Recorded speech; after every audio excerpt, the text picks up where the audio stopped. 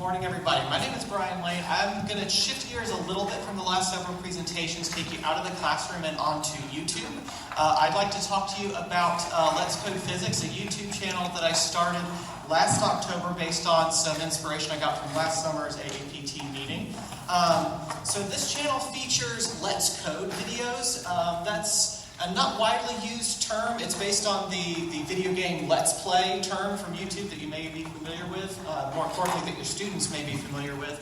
So I'm going to talk to you about what I mean when I say that this channel features Let's Code videos. I want to talk to you about the goals of Let's Code Physics, go over the last year of growth and successes that this channel has seen, and I want to take about a minute to talk about one video series in particular that was very successful that I think has some lessons we can take over to the classroom as well. And then I had planned a big surprise announcement for the end, and then when I was scheduling my tweets yesterday, I forgot to shift them from Eastern to Pacific time, so Twitter already knows the announcement at the end of the slides, so that was spoiled.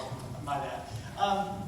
So when I say that this channel features Let's Code videos, what I mean is that I'm recording the development and implementation of a computer program. So think of it as I'm working on some physics simulation like you might have in a matter and interactions type problem or a senior level undergraduate project or something.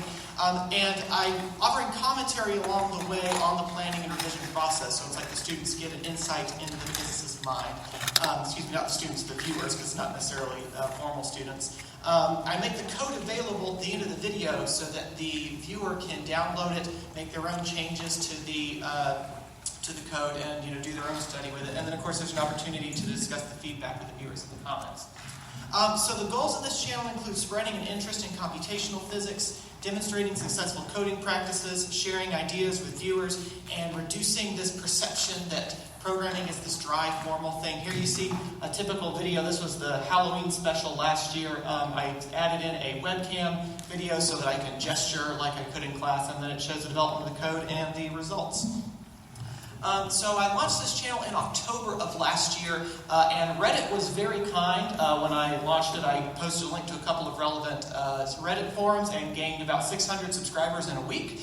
After that, it was pretty steady growth throughout Season 1 in the fall and Season 2 in the spring. You'll notice that in February, there's this big jump at the beginning of Season 2, largely because of the success of this series related to the video game FTL that I want to talk to you about in just a minute. Similarly, here's a graph of the view time. So this is the cumulative amount of time that people have spent watching these Let's Code videos. Again, there's the initial jump in October where Reddit was very kind. One thing that I want to point out on this graph is that in the fall, so October to December, you see there's a pretty steady slope. And then in the spring, starting in February all through April, the slope is about twice as big as Season 1. I think part of that is that my videos were getting longer. In order to do more interesting projects, I had to take them from 15 to 30-minute videos, expand them to 30-minute to an hour videos, and people continued to watch them. They watched them because they were interested in the topics. So one particular series that was notably successful was based on this computer game FTL. This is a space battle game where you are pitted against another spaceship. One of the types of weapons you can use is this beam weapon, that's the red line there in the picture, that will cut across different rooms of the ship. And there's a lot of variables associated with this. The ship is completely randomized, so no two battles are the same. The beam exerts a different amount of damage depending on whether the rooms are empty, or whether there are people in the rooms, or depending on the type of beam or the length of beams. There's all this stuff that these FTL players have to think about every time they go and play this game. And it's largely a matter of trial and error, because they get to select where the beam starts and what direction it goes in. We, of course, see that as a wonderful physics problem, don't we? Because it's this optimization problem. So I made a 4-video series to develop a beam optimizer where you could put in the layout of the ship and the code would spit out the optimal beam arrangement. This got lots of views. So I posted this to the FTL subreddit where nearly everybody who plays this game goes on to discuss it. It got lots of views, but more importantly, it generated lots of discussion. Here's one comment I got from somebody who downloaded the code, ran it while he was playing the game, and discovered that he ran into a situation where he was able to beat the program. He was able to find a beam arrangement that was better than my code was predicting. He opened up the code and changed the value of the step size that it was going, just like we would want our students to do, and he discovered he could get it if he cut the step size in half. Of course, that made the computer program run, twice as slow. And so another person came on and commented, well, it seems like you're doing a brute force solution. There's got to be something more mathematical that you can do. And I love this line at the end. Well, I'm not yet sure how I'll go about it, but I'm thinking a mathematical approach would be faster. Isn't this the kind of conversation we want to have with our students in class? And this is just somebody who wandered onto my YouTube channel because he was interested in this game. So this series was largely a success. The views on these videos are in the 300 to 500 range, and it's largely a success because it addresses a problem that the viewer is genuinely interested in and that they face regularly. They wanted to know what the answer was to this problem. Secondly, the primary audience for this game is already technically minded. This is not a complicated game, but it does involve some math, it does involve some geometry that the player regularly has to think through. And also the primary audience is already a centralized niche group. Like I said, most everybody who plays this game participates in this discussion board online. So what's next on this channel? My next major project is to develop a video game that's tentatively titled Black Hole Battles. The goal is for you to pilot a ship around a randomized field of black holes and hopefully maneuver in such a way as to force your opponent's ship into one of the black holes. So there'll be some interesting physics on this, including the gravitational force and conservation laws. It's also going to teach the player the difference between controlling the ship's thrust versus controlling its velocity, right? People have a hard time learning that difference.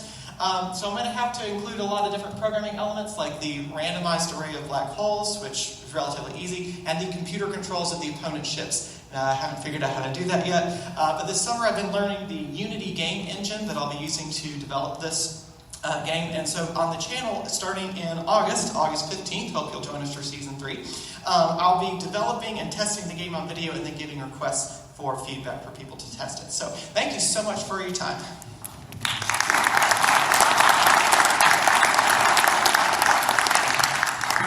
That actually moved at light speed, so we have about 3 minutes for questions. Yeah.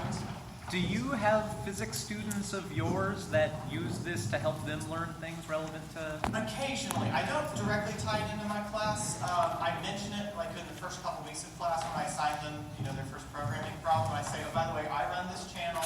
You can find it helpful because I do tend to do similar projects to what I'm doing in class. And occasionally they'll go on and say, oh, that's what he meant in class when he was talking about this thing. So I don't explicitly assign it because I don't want to look like there's a conflict of interest or anything.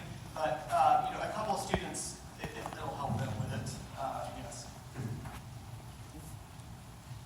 Another question? And I actually have a question. So who is your audience then? Do you have any way of getting hold of whether these are college students or these gamers? Who are they? It does seem to be a lot of gamers. That's where a lot of the Reddit traffic came from, was from some of the video game subreddits. They're also accustomed to the format of I'm watching somebody do something and learning from it. I have a little bit of demographics. As far as subscribers, the number one place they come from is the U.S. After that comes United Kingdom, Germany, Canada, and India. YouTube also provides you gender data. 80% of the viewers are male, 20% are female, so this is not solving the gender gap problem, unfortunately. But that's what I do know. And I have gotten comments from a couple of folks who have said, oh, this really helped me in my physics class. I want to share with you the project I'm working on. They haven't actually gone on and shared it yet, but it's been interesting. Maybe ask what language do you program in? Or do you use for the first couple seasons, I used a blend of Scilab for some series and VPython for others, mostly because they are free, so anybody can download them and start using them.